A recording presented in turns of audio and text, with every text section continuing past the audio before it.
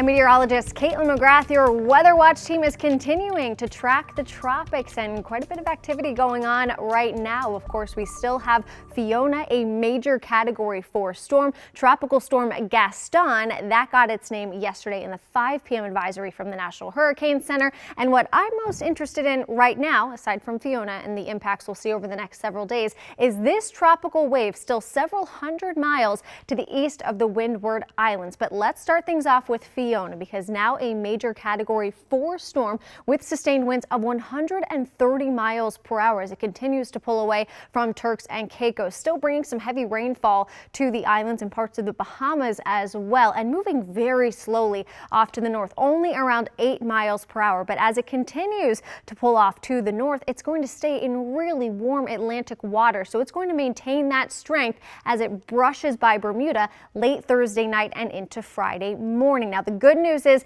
that trend farther to the west continues, which is great news for Bermuda, because it was looking like they could see significant impact from this storm, and they will still see some heavy rain, probably some tropical storm force winds. But right now the storm is tracking far enough off to the west that they miss out on the worst of this storm. There are still tropical storm warnings in effect for the island and hurricane watches in effect for the perimeter of Bermuda. They'll start to feel these impacts by Thursday night into Friday morning. So where does Fiona go from there? Let's track it out. So the storm continues to push off to the north pretty slowly, brushing to the west of Bermuda overnight Thursday into early Friday morning. So the heavy rain will start while a lot of folks are sleeping in Bermuda. If you have loved ones maybe vacationing in the area, if you have interest in Bermuda, just keep an eye on it and make sure that folks are taking the proper precaution. Now, my bigger concern is that because it continues to push off to the north, it maintains major hurricane strength as it approaches the Canadian Maritimes. By Friday night, approaching the area as a Category 3 storm. Now, once it starts to interact with land,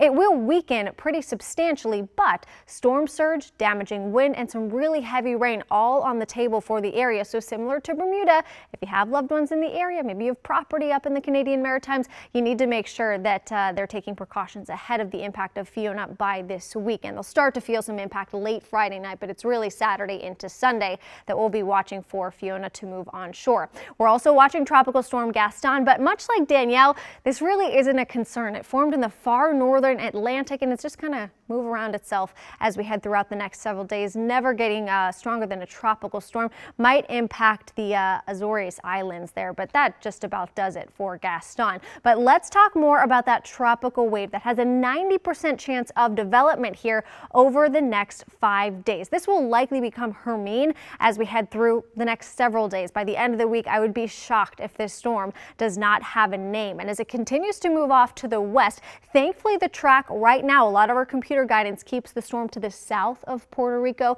and the Dominican Republic, which is great news because they're still recovering from Fiona. But we are going to watch it carefully because the track far from certain right now. But as it continues to move off to the west, to the south of Cuba, it looks to move into the Gulf of Mexico. And much like most of the Atlantic right now, the water is incredibly warm and prime for development. We are likely looking at a U.S. landfall by the end of next week. Still far too soon to know exactly where, but something we'll be watching very carefully as we head into next week. And of course, any impact that could have for our region as well. So Hermine, our next named storm and our 8th named storm of the season, but there are a couple other little areas that we're watching as well. So be sure to check back often for tropical storm updates.